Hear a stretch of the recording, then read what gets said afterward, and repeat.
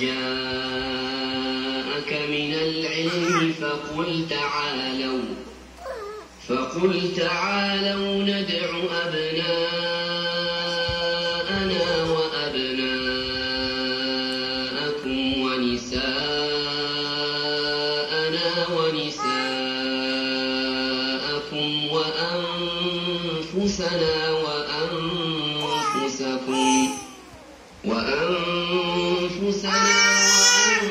وأنفسكم ثم نبتهل فنجعل لعنة الله على الكاذبين.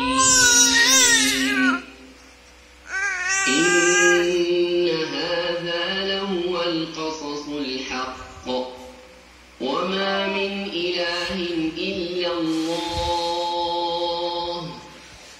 وإن الله لهو العزيز الحكيم.